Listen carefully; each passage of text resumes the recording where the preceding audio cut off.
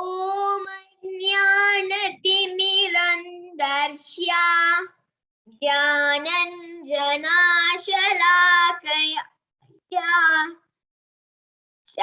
चक्षुरुन्मीलितं येन तस्मै श्रीगुरुवे नमः। श्रीचैतन्यमनोभीष्टं स्थापितं येन भूतले स्वयं रूप कदा मायं ददाति स्वपदान्तिकम्। वन्देऽहं श्रीगुरुन् श्रीयुतापदकमलम् श्रीगुरुन् वैष्णवं च श्रीरूपं साग्रजातं सहगना रघुनाथान्वितं तं सजीवम् साद्वैतं स्वावधूतं परिजनसहितं कृष्णचैतन्यदेवं श्रीराधा कृष्णपादान् सहगना ललिता श्रीविशाखान्वितं च श्रीकृष्ण करुणा सिन्धो दीनबन्धो जगत्पते गोपीश गोपिका कान्ता राधा कान्ता नमोस्तुते भक्तकाञ्चन गौराङ्गी राधे वृन्दावनेश्वरी वृषभानुसुते देवी प्रणमामि हरिप्रिये पाञ्चकल्पतरुभ्यश्च कृपा सिन्धुभ्येव च पतितानां पावनेभ्यो वैष्णवेभ्यो नमो नमः। जय श्री कृष्ण चैतन्य प्रभु नित्यानंद श्री अद्वैत गदाधर श्रीवासादि गौर भक्तवृंद। हरे Krishna Krishna Krishna Hare Hare Hare Ram Ram Ram Hare Hare. Hare Krishna, Shashwin. Thank you for the wonderful Mangalacharan recital. We are reading the Srimad Bhagavatam. We are on Canto 1, Chapter 5, and the text for today is text 18. So is it okay for you to read the text, Shashwin? Yes, Mataji. Hare Krishna. Om Namo Bhagavate Vasudevaya. Om Namo Bhagavate Vasudevaya. Om Namo Bhagavate Vasudevaya. Narayanam Namaskrityam Naram Chaiva Narottamam Devim Saraswatim Vyasam Tato Jayamudiraye. Nasta Prayesva Bhadreshu Nityam Bhagavati Sevaya Bhagavatyuttama Shloke Bhaktir Bhavati Naistiki Tasyaiva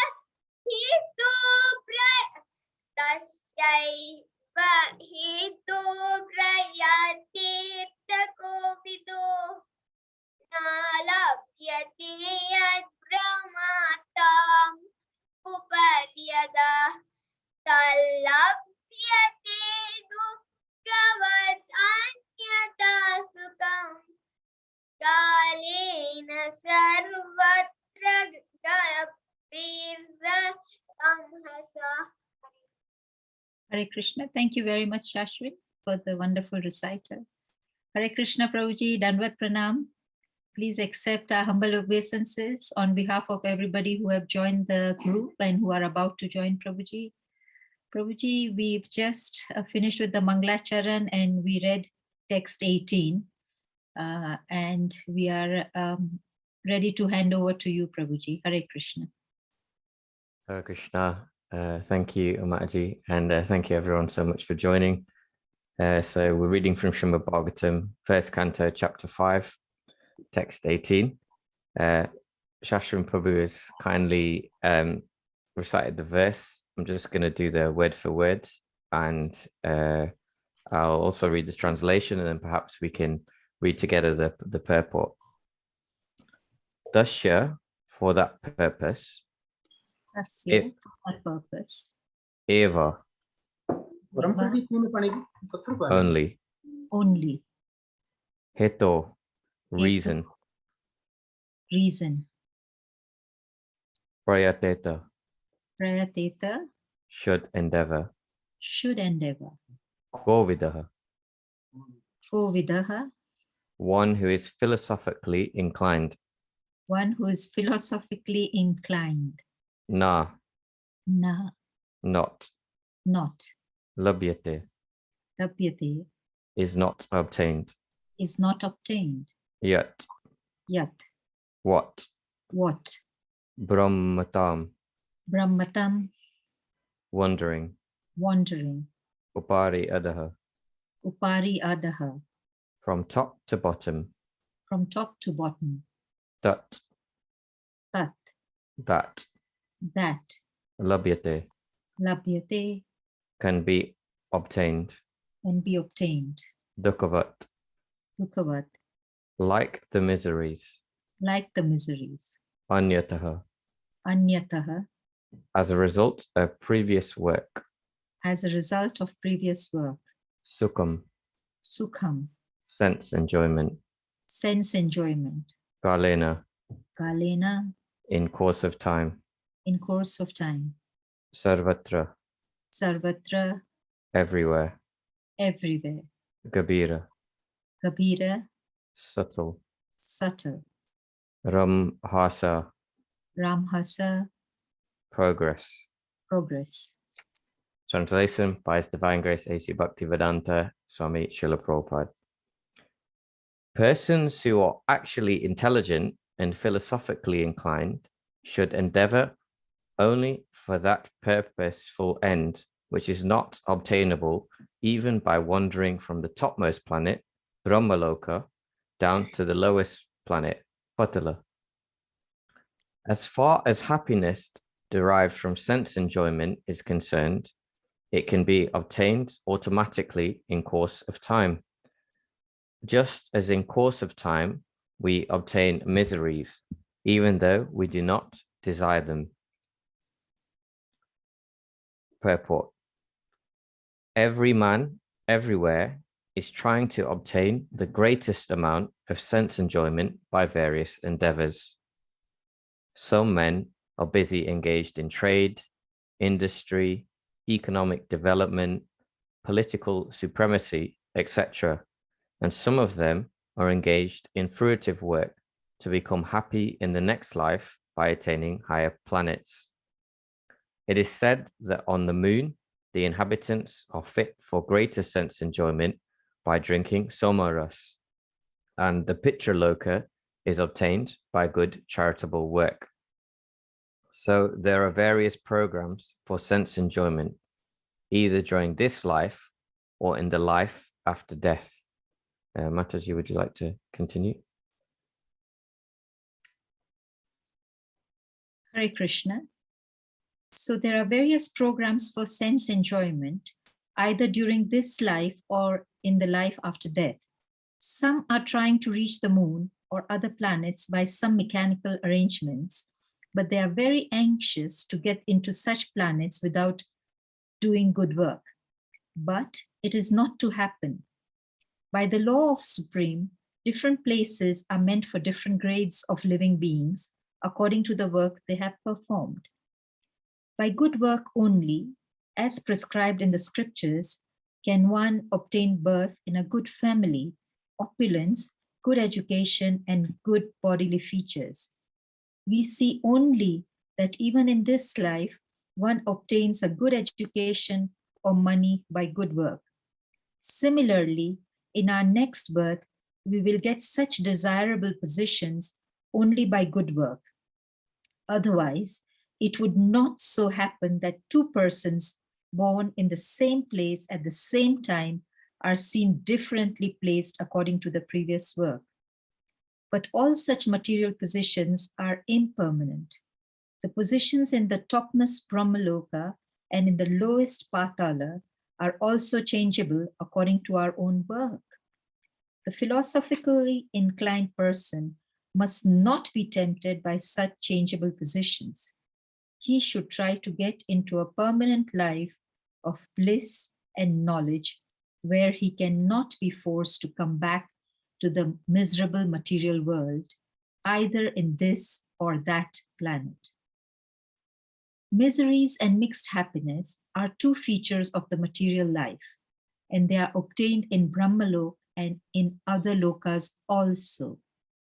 They are obtained in the life of demigod and also in the life of dogs and hogs. The miseries and mixed happiness of all living beings are only of different degree and quality, but no one is free from miseries of birth, death, old age, and disease. Similarly, everyone has his destined happiness also. No one can get more or less of these things simply by personal endeavors. Even if they are obtained, they can be lost again. One should not, therefore, waste time with these flimsy things. One should only endeavor to go back to Godhead. That should be the mission of everybody's lives. Hare Krishna. Thank you, Mataji. Srila Prabhupada ki jai. Namo Om Vishnu Padaya, Krishna Pashta Bhutale, Srimate Bhakti Vedanta Swami Namane. Namaste Saraswati Devi, Gauravani Pacharine, Nirvishesha Shanivari, Pashtatya Desha Tarine. Hare Krishna, everyone. Once again, thank you so much for joining today. Thank you, ISKCON Eldoret, for giving me this opportunity to facilitate some discussion on the Srimad Bhagavatam. So just to recap the verse, persons who are actually intelligent and philosophically inclined should endeavor only for that purposeful end, which is not obtainable even by wandering from the topmost planet, Brahmaloka, down to the lowest planet, Patala. As far as happiness derived from sense enjoyment is concerned, it can be obtained automatically in course of time, just as in course of time we obtain miseries, even though we do not desire them. So much within this verse and this purport. But I'd like to, so the concepts here are, which I wanted to discuss, was the nature of material happiness. So within here, the theme of material happiness is discussed within the verse and the purport itself. And then how can we actually utilize correctly our attention and our energy and ensure that we're not endeavoring for material happiness, or we're on the right path, even though we may be practicing Krishna consciousness. So how does this verse even apply to us if we're already chanting the Maha Mantra and practicing the principles of Krishna consciousness? So I wanted to just kind of discuss that with you all. I wanted to open up with a question first. So we're talking about, the first point is the nature of material happiness. So just some ideas, whether you can put in the chat or if you can speak, that would be great. How do people enjoy in today's society on the whole? How do people enjoy themselves or relax? Any ideas, anyone? What are the main things? Prabhuji, by eating, sleeping, watching television, by traveling. Yeah. By watching movies. Yeah. Anyone else? So we've got eating, traveling, so going on holidays, watching movies, watching television, alcohol. Yes, thank you very much, Avinash, Prabhuji. So that about covers it. So people enjoy themselves materially by watching movies or television. So, some fictional, works. That's what they watch in movies, action movies, drama, horror, whatever it is. They go on holidays. So they'll go to somewhere to relax, enjoy themselves. They'll eat, they'll go to restaurants and go out to eat. They'll intoxicate themselves with alcohol and sometimes even other drugs, but alcohol especially is very, very prevalent in today's society. And one other thing people will do to relax, and it was actually said in a poll, is sleep. So what do all of these things have in common is that actually they're all ways to escape. So whether it's watching movies for those couple of hours, a person will try and escape the miseries of this world because they'll forget about it and they'll be thinking about the story in the movie, or perhaps they'll go on holiday and they can forget about all their worries and leave their worries back home, or they'll drink and become intoxicated. And through that, they'll also forget all their worries. And some people may sleep excessively as well and think, oh, maybe if I just close my eyes and try to go to sleep, all this will go away. But the problem in any of these, whether you're intoxicated, whether you're going on holidays, whether you're going to movies, or whatever of these things you're trying to do to enjoy, you cannot escape material misery. You cannot. So within this verse, it's very interesting because actually there's two verses within the Bhagavad Gita where this theme of misery and happiness is discussed, and also the lower and higher planetary systems. So the first verse that came to mind from the Bhagavad Gita, very famous verse, Mutta sparsasta konteya sitnosta sukha dukkada agamapayo nityas tam titiksava bharata. O son of Kunti, the non-permanent appearance of happiness and distress, and their disappearance in due course, are like the appearance and disappearance of winter and summer seasons. They arise from sense perception, and one must learn to tolerate them without being disturbed. So what Krishna is saying here is that you don't have to try too hard for happiness. It's going to come to you. Regardless of whether you want it or not, it will come. But in the same way, whether you want it or not, distress will come. So you don't need to work too hard to even avoid it, because it's going to come to you. And it's interesting that people will say sometimes, why don't you need it? If you're stressed, then they will say, oh, why don't you take a holiday? But the problem is your problems will still be waiting for you when you're when you come back from the holiday. So you can't escape the distress. Whereas Krishna consciousness is a way of actually elevating our consciousness so that we can become better equipped to deal with the distresses of the material world, and at the same time be somewhat aloof from them and understand that, yes, okay, I will process this unhappiness and distress I'm facing, but I recognize the bigger picture. And another verse which was came to mind when reading this verse from the Bhagavad Gita, Abrahma bhuvana loka punaravati nojana mamuteya tukonteya punarjanmana vidyate. In the 8th chapter, Krishna says, of all the planets in the material universe, from the highest, Brahmaloka, to the lowest, Pritaloka, all, without fail, all of them are places of misery wherein repeated birth and death takes place. So why I'm mentioning this is because the material happiness and the nature of it is always temporary. For one, we don't need to work too hard to obtain it, because it's going to come to us anyway. One thing with material happiness also, so I was listening to a class by His Holiness Chandramouli Swami on this particular verse, and a discussion was actually on the class by Maharaj and someone who you should all be familiar with now is His Grace Bhavana Prabhu.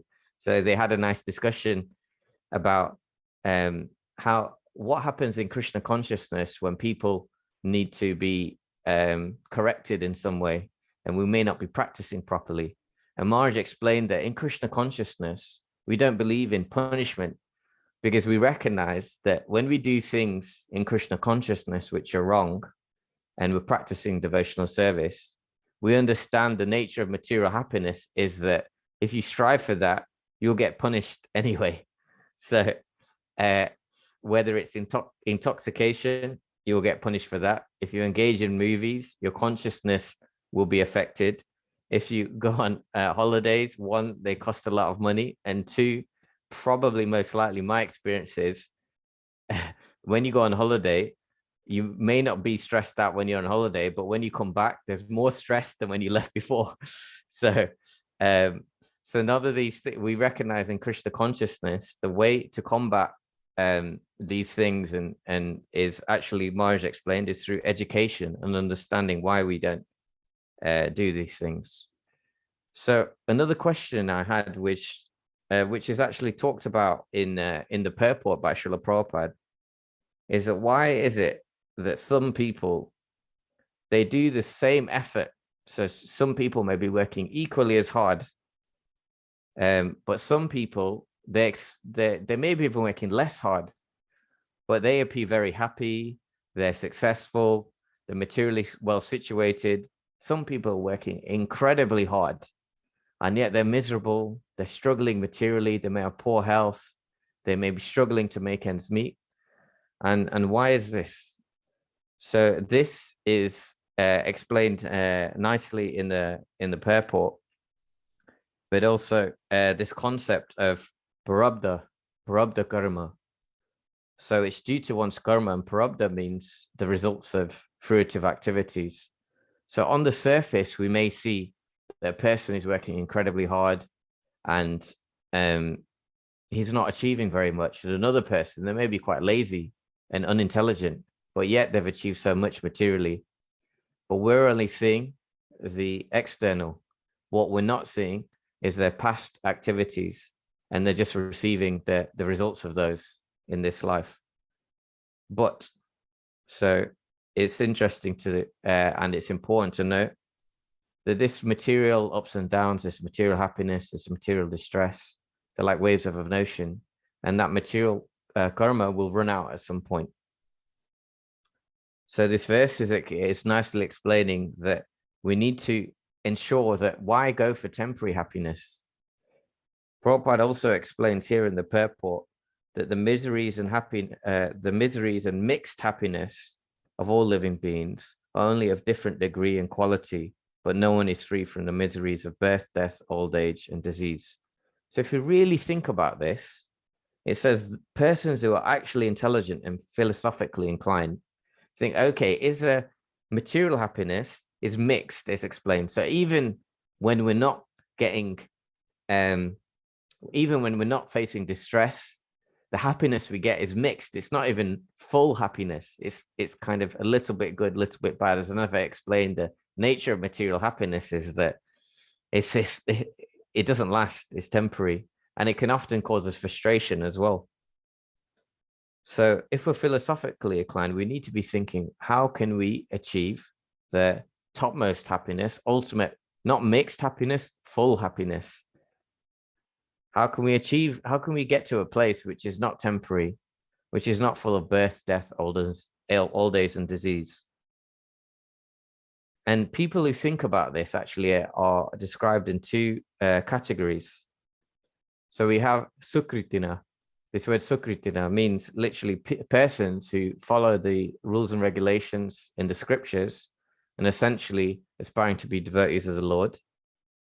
And then we have Duskritina, those who apply their intelligence and their efforts for, and they're atheistic in nature, and apply their intelligence for things, essentially material sense gratification. I'd like to, I thought a nice way of illustrating this was a pastime. So one of the dearest associates of Lord Chaitanya Mahaprabhu was one of the 6 Goswamis, Sanatan Goswami. And it's mentioned, Srila Prabhupada mentions is one of his purports, how there was once a Brahmana who was a great, great devotee of Lord Shiva. And as we know, often devotees of Lord Shiva, they're actually very materially opulent, because Lord Shiva is somewhat easier to please than Krishna in one sense. But it's like an exchange. So you give something, you offer something to Shiva, and he will give something in return. But in particular, often materialistic persons will worship Lord Shiva. In return, they'll receive some material opulence. So, but this Brahmana, he was asking Lord Shiva for the highest benediction, in which case Lord Shiva actually directed him to Sanatana Goswami. And upon approaching Sanatana Goswami, he could see that Sanatana Goswami in his possession had a touchstone. And this touchstone could transform even dull iron into gold. So the Brahmana, seeing this, saw this in Sanatana Goswami's possession, asked for it. At which point Sanatana Goswami was happy to give this away. So the Brahmana took the touchstone, and, like this, he could transform anything into gold. Well, then the Brahmana was very intelligent, and he'd worshipped Lord Shiva for the highest benediction. And he thought to himself, well, Sanatana Goswami, he's given away this touchstone so easily. Why? Because if this is the highest, then surely he must have something better than this. So he approached Sanatana Goswami and said, you've given me this touchstone, but I can tell that you must have something better than this, a higher benediction. Otherwise, you wouldn't have given this so readily. May I have this highest benediction? This is what I'm really looking for. And this is what we should be inquiring about. What is the highest we can achieve? At which point Sanatana Goswami said, yes, I can offer you this, but you must throw that touchstone into the river. But the Brahmana, having faith in Sanatana Goswami, threw this into the river, at which point Sanatana Goswami gave the Ma mantra to the Brahmana and initiated him with this. And in this way, gave the highest benediction, Harinama, Harinama, Harinameva Kevalam, Kalo Nasteva, Nasteva, Nasteva, Gatiranyata. So, in this age of hypocrisy and quarrel, the only means of liberation is the chanting of the holy names of the Lord. So he initiated this Brahmana, and that was the highest benediction. And it's interesting, this pastime, for many reasons. But we look at Lord Shiva. I mentioned that many people who worship Lord Shiva achieve material benedictions, but one who asks for the highest benediction from Lord Shiva, he'll actually give them or guide them to the worship of Krishna. And I've explained before that actually I used to chant to Lord Shiva, but I was looking for something higher, and I was directed to a devotee. And I've actually met many former Shiva bhaktas in Krishna consciousness as well, who had a similar kind of story where they're very spiritually inclined and not necessarily looking for material benedictions. And one also has to look at just Lord Shiva himself. Lord Shiva himself, who does he worship? He worships Krishna. And he's not so materially, he doesn't live a very materially opulent life.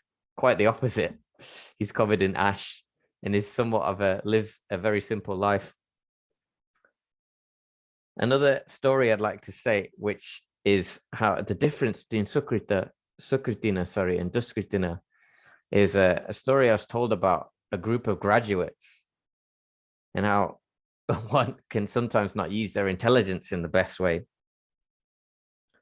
So there were once 3 graduates, and one graduate had attained a very high level a master's and a very, very good grade from a prestigious university in the science of biology. And another graduate, again, had achieved very, very high honors. So very, very, in one sense, you could say, intelligent in the field of academia, but his specialism was in black magic, and he'd studied this thoroughly. And the third graduate was had achieved like an average degree from an average university and so forth, and was considered not so intelligent as the other two graduates. But there were three friends, so they were walking through the forest, and as they walked through the forest, they came across the carcass of a lion. And the first graduate, who was a master of biology, will say, "Look, see how great I am, how intelligent I am. By my knowledge of biology, I'll reassemble this corpse." And just like that, with his knowledge of biology, he reassembled the corpse of the lion. And the second graduate, again, very, very highly qualified, materially speaking, said, "With my great knowledge of the dark arts of magic, I will reincarnate this lion." But as he was saying this, the third graduate ran up a tree, at which point, with his great knowledge of the dark arts, he reincarnated the lion. The lion became alive and ate the other two graduates, who were still stood on the ground. Whereas the third graduate, apparently not so intelligent, was actually safe because he'd realized what was about to happen and climbed the tree. So this is our situation in some ways, that we use our intelligence to advance materially, but ultimately we're going to be succumb to the jaws of the lion, and the jaws of the lion can represent time, and we can't escape that by material endeavors. We can't escape birth, death, old age, and disease by material endeavors. So what should we be aiming for? So, and how can we do this and how may we not be doing this, even if we're practicing Krishna consciousness? So we're all here. We're all discussing Grantharaj, Srimad Bhagavatam. I can see so many nice pictures people have of the pastimes of Krishna. And Panchali Mataji's got a lovely picture of Sri Radha Landanishwara, Jagannath Baladev Subhadra.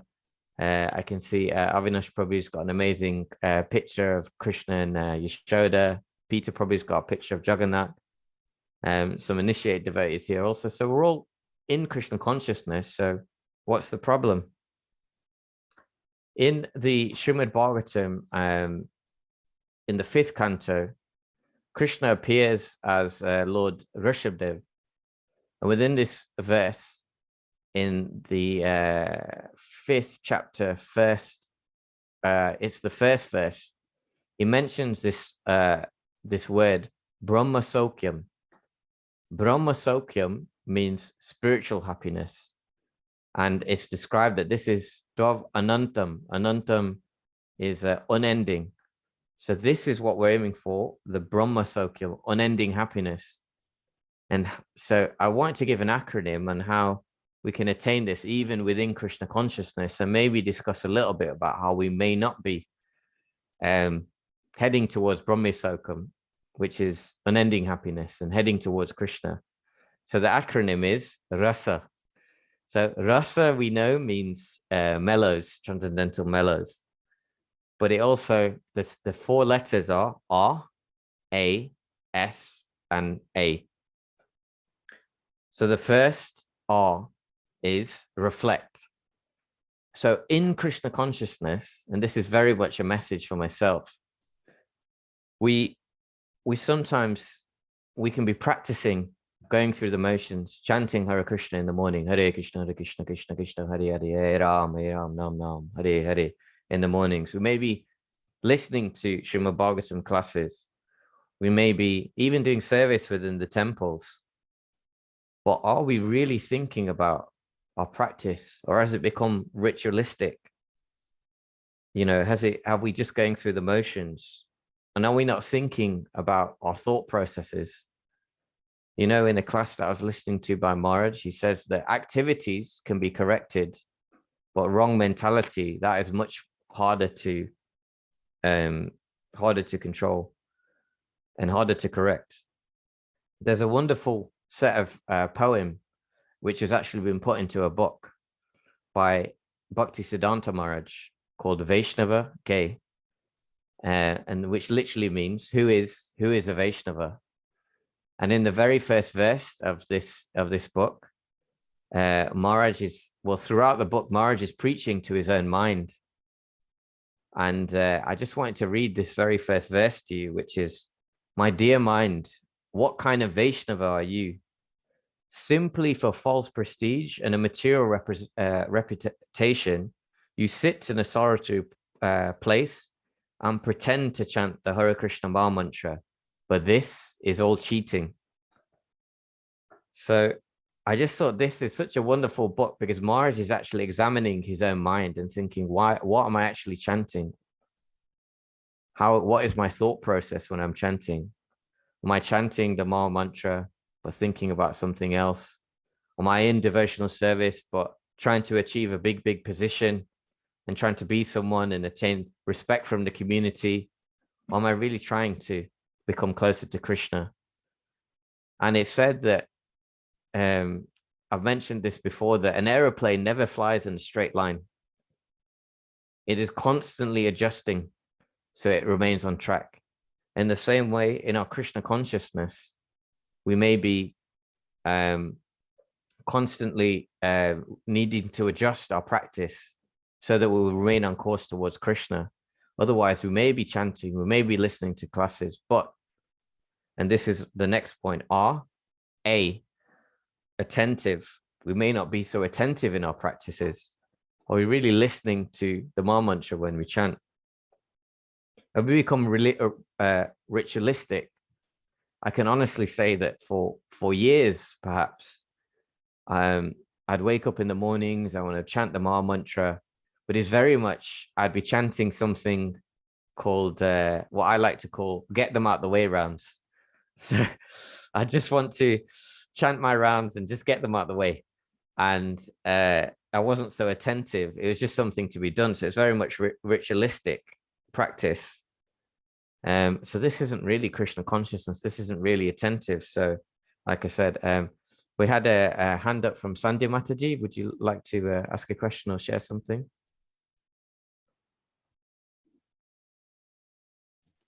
No, Prabhuji, I didn't ask anything. Hare Krishna. Hare Krishna. Okay.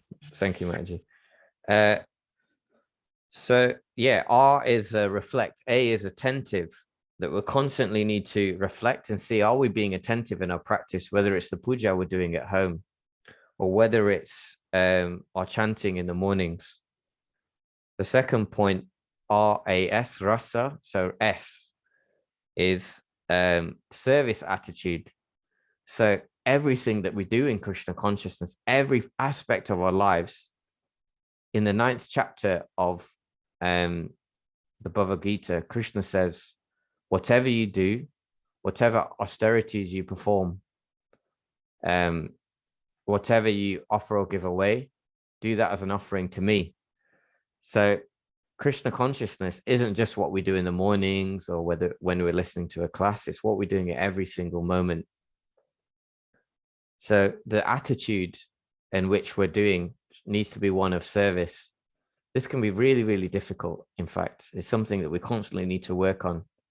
I know sometimes I'll be working during the day. I work myself in IT, and I work for like a corporate company, and I'll be sat down working away and thinking, okay, so how can I relate this to Krishna consciousness? How can I be thinking of Krishna and offering this to Krishna when I'm working for a company who all they care about is profits? And it can be very difficult to make that Krishna conscious. But the way I do this is like this job affords me to maintain a home, to serve the deities that we have at home, to support my family and enable me to then practice Krishna consciousness and by supporting myself. And so in this way, I try and connect it to Krishna consciousness. So it's the attitude in which we do everything, whether it's our chanting, whether it's our listening, or whether it's our daily activities. And finally, A, association. So association is everything in Krishna consciousness. It can make or break our practice. We can see in the Ramayana, KK, one of the wives of King Dashrath, she was such a pious and amazing lady. In fact, her character was very, very good. In fact, she was very, very loyal and faithful to King Dashrath. But because she took the association of Manthara and became influenced by that, she fell down from her position as and became envious of Lord Ramachandra. And in fact, due to her request of Lord Dashrath to banish Lord Ramachandra, actually caused the demise of King Dashrath.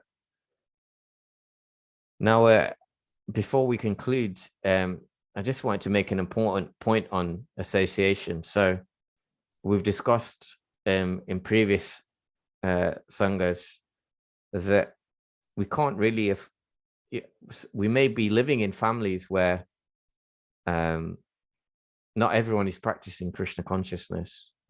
We may be working in environments where, obviously, unless we work in a temple or in a Krishna conscious kind of company, that we'll be associating with people who are not practicing devotees.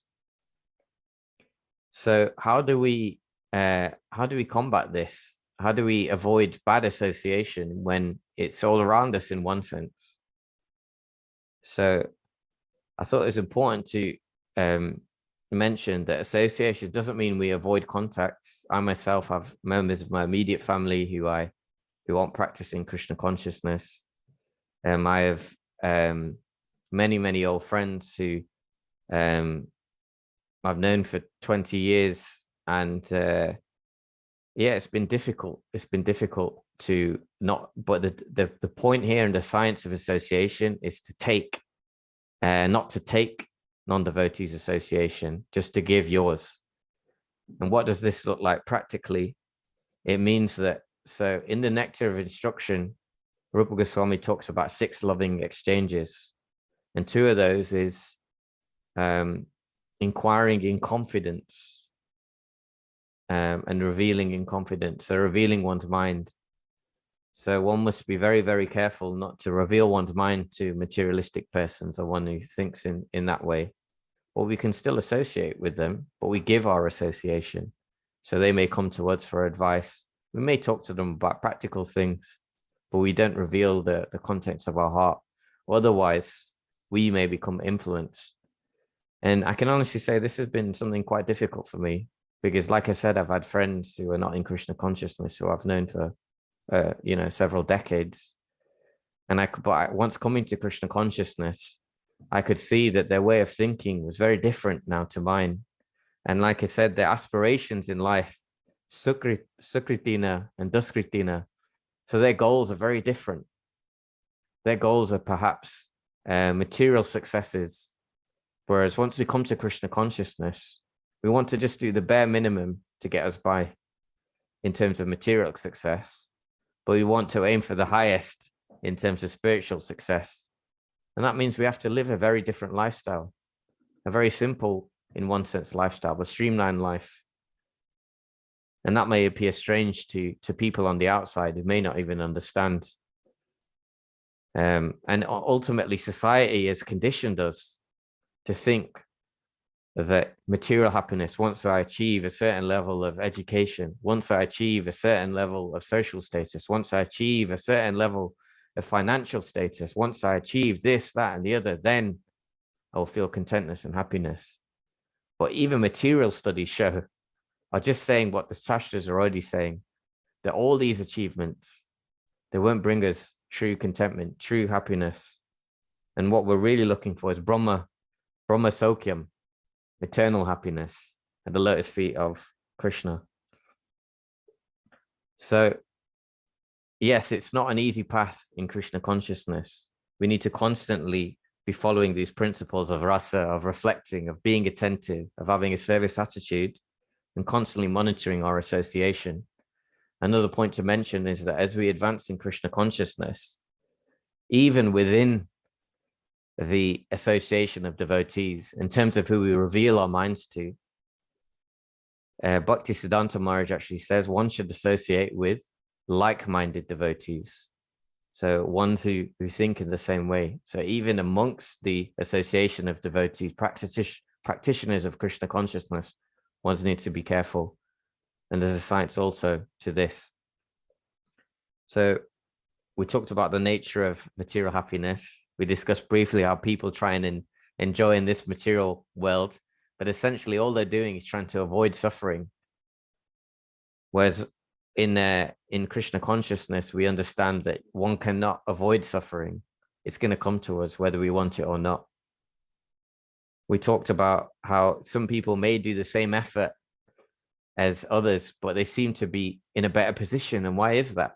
But then we understand this concept of prarabdha karma. And then we talked about how we can utilize our energy in the best way. But even within Krishna consciousness, we can succumb to subtly, it's more subtle, but deviating from the path of Krishna consciousness and looking for material happiness within Krishna consciousness. If we don't follow the principles of being attentive, reflective, having a service attitude, and ensuring that we're very, very careful with who we associate with, in particular, revealing our mind to and taking advice from. So those are a few thoughts on this wonderful verse in the Srimad Bhagavatam. I'd welcome at this time any comments, corrections or questions, and just a huge thank you for your kind attention. Hare Krishna. Hare Krishna, Prabhuji. Thank you very much for this excellent class and giving us the practical tips, because I think all of us, at least most of us, have this problem of association, and we have friends and family who are in similar state, and how do we reveal? But I think you made a very good point on giving the association. Okay, so Vishaka Mataji has a question. Mataji, kindly unmute and ask your question. Hare Krishna, Prabhu. You mentioned that, we do everything like our chanting and we listen, we try, we endeavor to do all this. But again, the concern is, are we really advancing? Now, how do we measure that? Because it sometimes worries me that, look, I'm doing all this. Am I really progressing? Or am I? And sometimes the reflection is there. Sometimes, I'll just say last couple of days we went away, and then you get so much around with normal people, and then your mind starts to deviate, so then it starts to go, why has my mind know what I have to do? Why is my mind sort of flickering? So how do you do this? How any thoughts on this? Thanks. So a wonderful question by Vishaka Mataji. Is always such deep and thought-provoking questions, and ones that we all need to hear and we all should be asking ourselves actually is like, how am I making advancement in Krishna consciousness? I've been chanting now 1 year, 2 years, 5 years, 10 years, 20 years. But how can I measure this? How do I know? Am I doing it right? Am I not adjusting? And have I gone off course to the wrong direction? I want to go to Krishna Loka, but I'm heading towards Pitra Loka instead.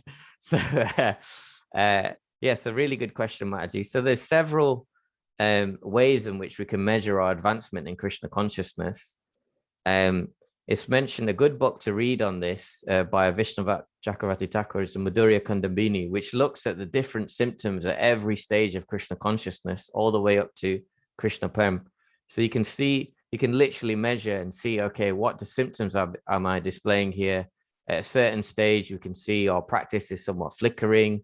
One day able to chant nicely, next day not so much, up and down, not so regulated. That's one stage of Krishna consciousness.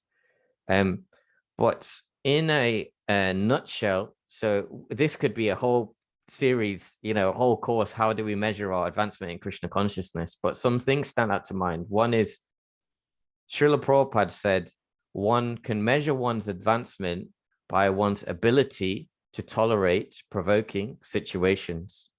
So in life, we often face difficult situations. We're often provoked. Even this weekend, I got chastised by an old friend of mine. He said that you've changed. you're not friends with us anymore. You don't spend as much time with us. I knew that you would leave us once you got married and things like this. And it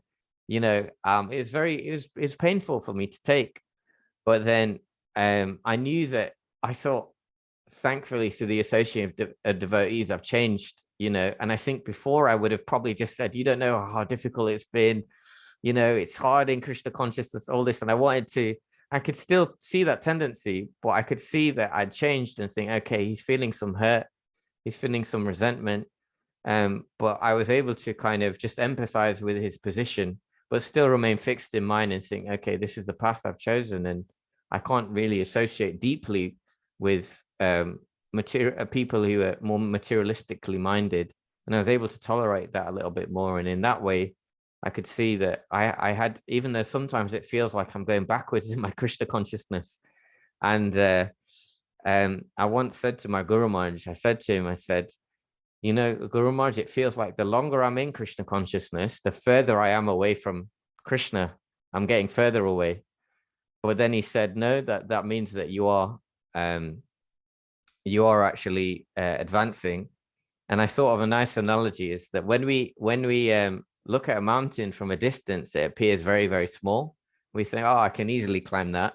But as we get closer to the mountain, we see that we actually see how tall the mountain is. So the closer we get, the bigger the mountain comes. So we can see the distance, the reality of how far away we are from Krishna as we advance. So one is ability to tolerate provoking situations. And probably the second thing is, are we losing taste for materialistic things that we may used to do? So for me, I've spoken before, I used to be like a film addict. I had like over 500, maybe 600 DVDs. I'd check out all the latest award winners from the Cannes Film Festival, so many things. I was obsessed with movies. And but now I can see that I don't have so much taste for that anymore. So gradually, it happened gradually. It definitely didn't happen overnight.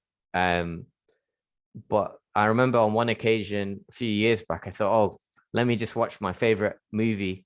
And I just couldn't enjoy it in the same way. And so this way we can also see that perhaps we are making some advancement in Krishna consciousness, though it may not appear so. And I'll probably say the third practical tip. So I mentioned it's we're studying the Madhurya Kundambini, seeing exactly where we're at. It's our ability to tolerate provoking situations, our attachment for material things. But a very another important point, His Grace Sutta Prabhu has written some amazing things about his Guru Maharaj, and one of them is that he is the proofreader of my life. So we all need people to proofread our lives. We all need seniors. We all need a spiritual master.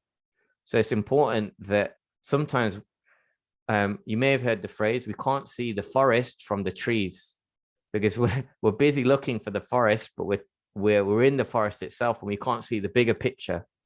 Because we're in the same way, when we're practicing Krishna consciousness, when we're in our lives, we can't see things objectively.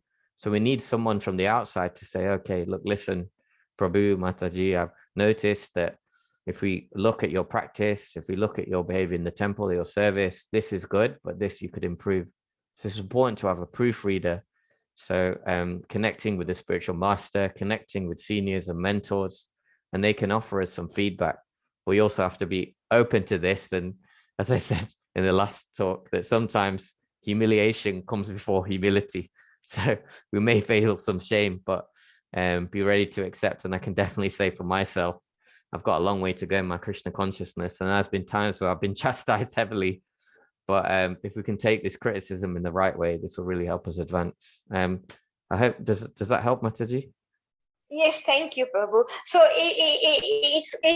instead of a proofreader to find somebody outside, maybe the family members, because certainly we are devotees in the house, so we can ask each other, maybe start to assess how my behavior is, or am I changing? Is it fine to do that, like each other?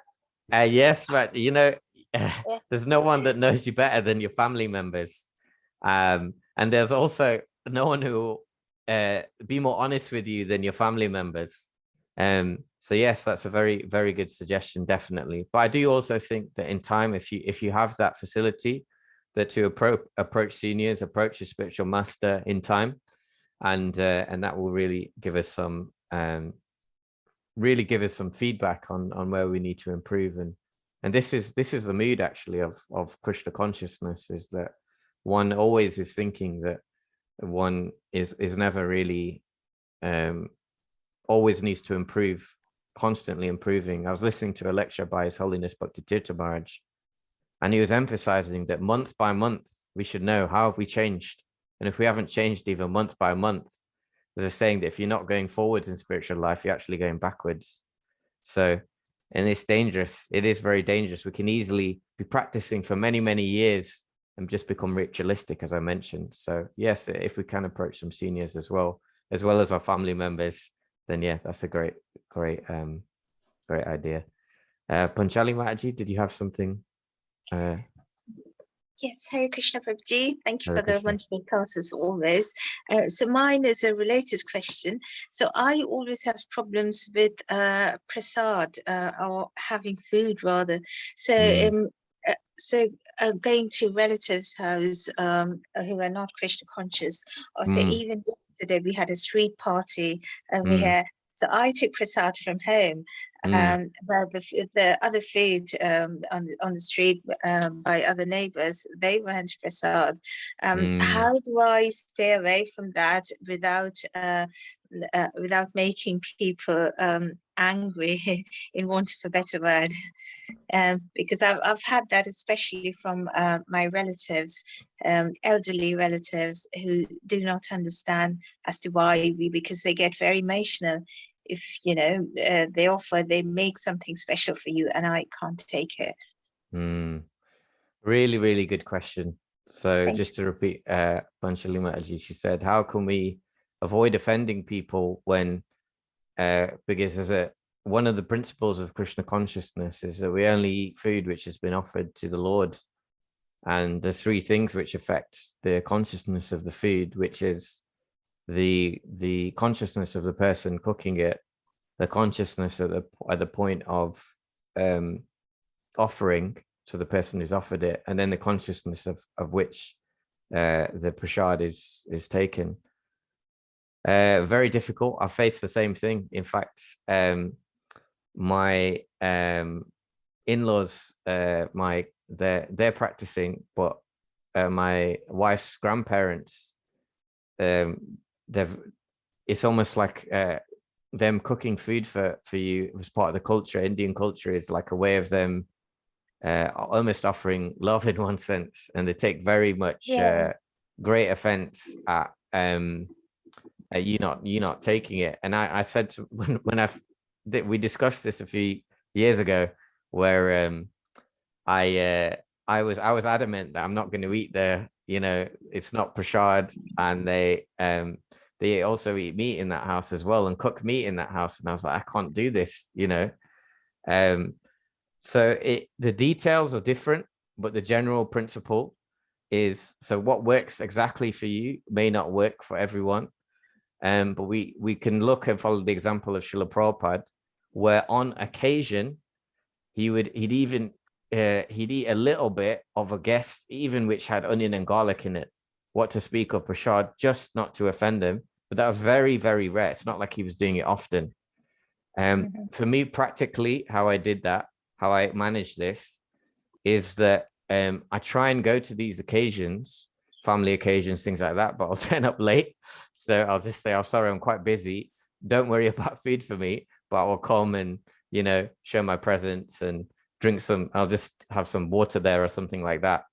And then on occasion, I have bitten the bullet, and I've just it's been very, very rare, but I'll say, look, okay, I will eat.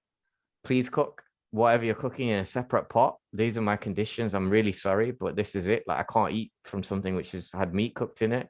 I don't eat onions or garlic. And then we can just pray itself. We can make the offering ourselves. And like I said, there's three things which affect the consciousness. So there's the consciousness of someone who made it, but the two other things are actually the person who offers and the consciousness on which it's taken. So there's two things we can do there, which is within our control, which is the offering of it and the consciousness in which we take the prasad as well. So yeah, it's not ideal, but it can be difficult to navigate these relationships. And if, it's not always practical to, we're not here to go around offending people, and especially, maybe grandparents, maybe parents, maybe close relatives, and we still have relationships with these people. So it's to balance that, but also through education. So maybe we can just explain to some degree, and hopefully they can understand. They may not never understand, but if we can try and educate them as well. It may seem like I'm sitting on the fence, but yeah, I hope that helps. Yeah, it does. Thank you very much, Prabhuji. So very quickly, so when you say we just offer it in our minds and hearts. Krishna, I'm offering this to you. It's vegetarian food, so please have it before I eat it. Is that all we say, or is there a mantra we need to say? Yeah, so we can do the full offering prayer. So I do that. I actually say, okay, I'm just going to offer this, and I will literally offer it somewhat out loud as well. So I'll do the Prabhupada's pranam mantra, praise to Lord Chaitanya, praise to Krishna. Actually, the first prayer is if you're aspiring for a spiritual master, you offer it first to your spiritual master, then to Prabhupada, to Lord Chaitanya, to Krishna, and then the Maha mantra. So and then yeah, as I mentioned, also the consciousness in which we're eating it, and recognizing that this comes from this has been provided by Krishna, so that can also affect as well. Okay, thank you very much, Prabhuji. That helps. Thank you. Hare Krishna. Hare Krishna, Vishakamaji. I just want to comment, with Mataji asked this question. Sometimes this is my view. I don't know whether it's wrong. When somebody like a family member, or somebody who even it may not be close, they offer you with that love. Isn't it? When we follow this. But I must say I do it because I feel like I don't want them to get to the wrong side of our faith. Like you want to practice, you want to preach by example. And when we become too rigid, like it gives a very negative. And when somebody is not very familiar to this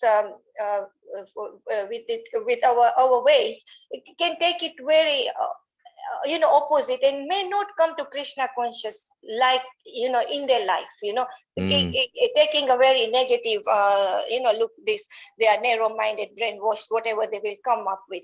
So I don't know, this is my thought process. Sometimes it has to be subtle, as long Krishna knows our heart.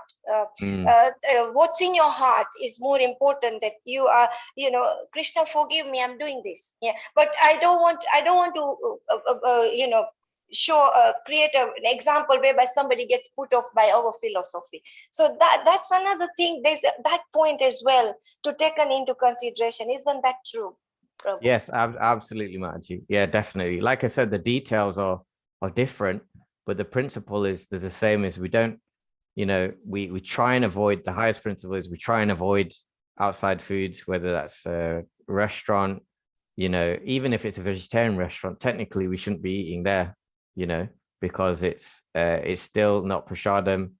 Then what to speak of, someone else's house, so they may be cooking meat in the house. But yeah, if we can, so it depends on the relationship with the person, depends how they're going to take it, depends, it's so many variables. But yeah, like we say, we're not trying to offend people, we're not trying to make people think that we think we're better than them or anything like that. So yeah, I agree with you in one sense that we have to look at the situation, and if it's going to cause too much of a, like with my wife's grandparents, they were going to just get very, very offended. So on occasion I have eaten there also, and I didn't make a big fuss, but I try and very much limit that, so but yeah, I have eaten there, but I've also not compromised on, I know that I couldn't, I couldn't go back to like eating onion and garlic. I don't feel comfortable with stuff which is cooked where, in the same things as utensils as meat.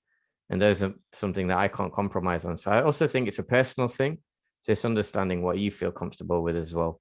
But yeah, very good point, Mataji. Thank you so much. Thank you, Bataji. Thank you, Prabhuji. Prabhuji, can Hare I Krishna. say for a couple of minutes? Yes, Mataji. Yes, please. Yesterday, we had the street party and I was sitting near my house on the footpath on a chair. Mm-hmm. And naturally, the neighbors, they came to say hello to me. And one Rajasthani lady, I should say one lady offered me samosa. So I asked that, is it having onion? She said, yes, there is onion. So I said, no, I don't eat onion. So everybody got surprised. And I said, I'm Hare Krishna, I don't eat onion. And there was another Gujarati lady say, I'm also Hare Krishna, but I eat onion. I say, I'm a strict Hare Krishna.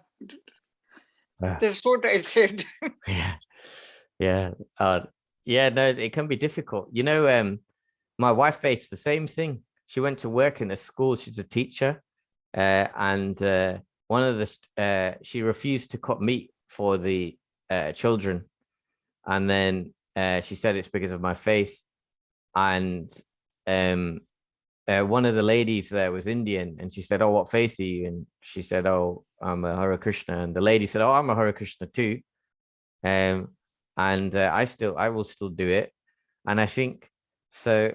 It's a shame that also people don't respect people's individual choices. You know, people wouldn't question if we were of Islamic faith and said we won't have anything to do with pork, but yet they will question if we say certain things like this. So it's also like being firm in one's beliefs, and yeah, the details are maybe different, but also if one was allium is a group in which onions and garlic comes under, leeks, things like that. It's called alliums, and people actually have allium allergies as well. So there have been occasions where I've actually said to make things easier, because people seem to get offended if you have a belief. And there's actually an amazing class by His Grace Amarendra Prabhu on why you don't eat onions and garlic. And this is across cultures, whether it's in South America historically, ancient Greece, even ancient England as well. So many cultures, they would avoid onion and garlic in certain situations. I'd really recommend looking up that class on YouTube. There's many, many reasons why one shouldn't eat onion and garlic, apart from obviously in the spiritual reason as well that we follow it within Gaudiya Vaishnavism. So yeah, whatever kind of works in these situations. We could even say I have allium allergy. I can't eat onions or garlic, if it makes it easier. But it's such a shame also, I feel, that people can be understanding of other things. They'll be understanding of allergies, but they don't respect one's beliefs. It's my body and I should it's a choice that I have to consume or not consume, and people don't respect people's choices. So that's something in one sense that it's a shame that people don't understand that. So yeah, I'm sorry that you had that experience, Mataji. We are too mild. We are not strict. We can't say on the face. We are a bit not that strong to tell them. In some, I think it depends. Again, it depends on the relationship.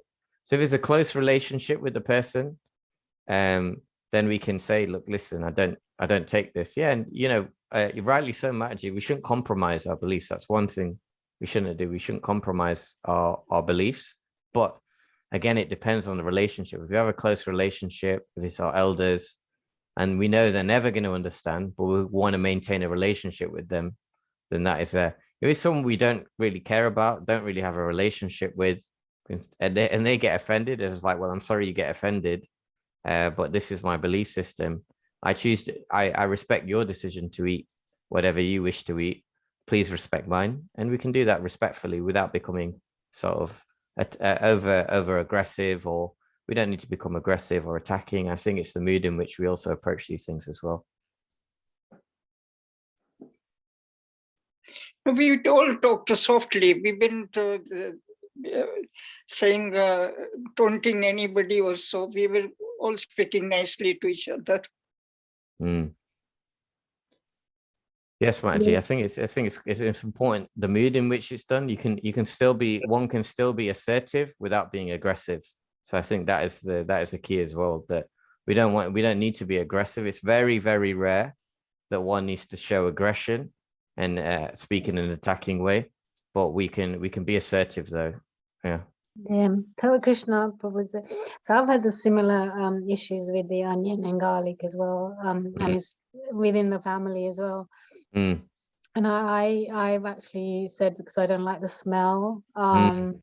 So yeah, they don't understand why I don't eat onion and garlic. And I think from the beginning, I've never really used to like the smell, but like on pizzas and things like that, you would eat it. But because I've now like learning more about Krishna and everything, and just automatically I've just stopped eating onions and garlic. And I do get questions, and I just say I just don't like the smell of it, and yeah, and they're just happy with that response. Yeah, so no, whatever works. I'm a big fan of pizzas, I've discussed, but actually authentic Italian pizza doesn't use onion or garlic anyway. So Yeah, the cheese. yeah, it's just and the sauce doesn't contain onions or garlic either if it's authentic. So but yeah, no, you're right, exactly. Whatever kind of will, if you have a relationship with these people, you will know what works, what understands. But I'd highly recommend also just to cement. Sometimes we can feel shame. We think, am I causing too much of a fuss here? You know, maybe it's just a bit of onion and garlic once in a while. What does it matter? That kind of thing. But no, this is really going to affect our consciousness. I found, once I had, someone told me it didn't have onion and garlic in, but it did. And so I ate it anyway. And the next day I could taste it in my mouth. It's that potent, especially when we don't eat it anymore. You can just see if it's still in my mouth after the next day, and I clean my mouth and everything like that, what is the effect also something that potent going to have on my consciousness? So I just didn't, and I've noticed that even then it has the effect on the consciousness, and this is proven by Western science also. So perhaps we can have one last comment or question from Sandhya Mataji. Hare Krishna, Prabhuji, and Hare Krishna. Prabhuji, if Krishna is Allah, so in Quran, does it not mention anywhere that we should not eat meat, or say even in the Bible? So good question. That with regards to other religions, we respect Christianity, Abrahamic religions. We respect Islam. We say that all religions came from major religions. That is not like, as long as they've got some kind of they can be rooted to then they can be traced back to genuine origins, that they came from the same place but a different point in time. So firstly, I'll address with regards to Christianity. Prabhupada actually mentions this. It's very clearly stated, thou shalt not kill. It doesn't say thou shalt not just kill humans. It just says thou shalt not kill. That is one of the commandments. So Prabhupada actually mentions this.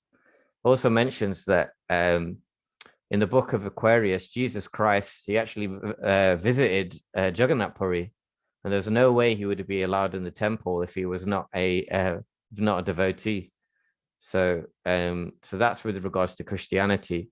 I'm not so familiar with the Quran, but we also have to understand that these religions, they gave their perspective for the people at a certain point in time. Even Buddha himself is Krishna, but he was taking people away from the Vedas because people were abusing the Vedas in the name of misinterpreting the Vedas for animal sacrifice. So he headed them to the path of impersonalism, but it's time, place, and circumstance. So we do look at the commonalities between those, but there isn't. I'm not so familiar or well read with regards to the Quran, but definitely with regards to Christianity, if one is following strictly, one should also, thou shalt not kill, follow that commandment. And in terms of the Quran, I can definitely do some more research. I know a devotee actually who's an expert on other religions, so I can give you a more conclusive answer on how Krishna consciousness ties in. But just understand that we're following, what we're following is not, it's beyond religion. We're not Hindu, we're not Muslim, we're not Christian. We're following the eternal truth, Sanatana Dharma. So this is the highest. There is no religion higher than the truth, and this is what we are following. Thank you, Prabhuji. Hare Krishna. Hare Krishna. Hare Krishna. Thank you very much, Prabhuji. We have extended our hour by 12 minutes, and I really apologize for that. I don't see Path Prabhuji, but Prahlad Prabhu, are you able to conclude the session? Hare Krishna. Hare Krishna. Hare Krishna. Yes, Mataji. First, I would like to start off by thanking His Grace Kamal Panchal Prabhu for giving us this wonderful class and also providing an insight, to our daily lives. At times, all of us, we have friends, and of course, they have different tastes to ours because they might not be in Krishna consciousness. So, of course, it's kind of hard to explain that one does not eat this, one does not eat that. But, of course, thank you, Prabhu, for explaining to us, how we can tell them or sort of live with such a situation, because it's awfully kind of hard. Because at times we might even face peer pressure from them.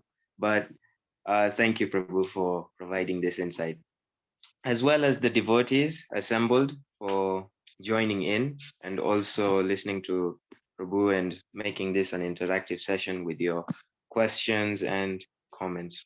So thank you all for joining in as well. So on behalf of ISKCON Eldoret, Prabhu would like to thank you. So I'd like to kindly request all the devotees assembled to please unmute yourselves and let's chant the Hare Krishna Maha Mantra once for His Grace Kamal Panchal Prabhu. Hare Krishna, Hare Krishna, Hare Krishna, Krishna Krishna, Hare Hare, Hare Rama, Hare Rama, Rama Rama, Hare Hare. Kalpa Tiruvishta Kripa Sindhu Bevacha Titanam Pavanebhyo Vaishnavebhyo Namo Namaha. Prabhupada ki Jai. His Grace Kamal Panchal Prabhu ki ISKCON Eldoret ki. Jai. Krishna. Gaur Thank you so Premanande. much, everyone. Haribo. Hare Thank you Hare so much, Krishna, everyone. Hare Prabhuji. Krishna. Thank you. Thank you, Very much. Prabhuji. There are Hare some Krishna. comments on the chat if you would like to read them. Avinash Prabhuji said that he went for the party and he said that he's already had a big breakfast. So Very that's good. how he escaped. And he must have had a big breakfast before he went, so he didn't lie. And that's another way of getting out of it. And then he has also said, some say when the religion originated, was Islam originated from a desert country? So is it possible due to circumstances? Just speculating and not certain. But he has mentioned that he's going to be asking somebody who's had a lot of knowledge in other religions, and then Yeah. probably I'll deliver. definitely get back to you on that. Hare Krishna. Hare Krishna. Thank you very much. Hare Krishna. Hare Krishna. Thank you. Hare Krishna, Prabhuji. Thank you. Hare Krishna. Thank you. Lovely seeing you after a long time, Prabhuji. Thank you. Thank you very so much. Hare for Krishna. your time. Hare Krishna, Kritika Mataji. Hare Haribol. Krishna, Hare Krishna, Prabhuji. Hare Krishna, Kritika Mataji. Yes, Sandhya Mataji. Hare Krishna. Please receive blessings through Zooms from Jagannath. It was ecstatic. Thank you so much. Thank you so Yes, much. we really enjoyed. But most of all, we miss people like you who could not turn up. Yes, I continued with the Zoom, but I missed a great function, I know, but anyway, we'll have your association. I'm coming to your house in July, remember. Okay, you're welcome. You're welcome, Mataji. Hare Krishna, Hare Krishna, Hare Krishna. Hare Krishna. Thank you so much. I'm ending the session.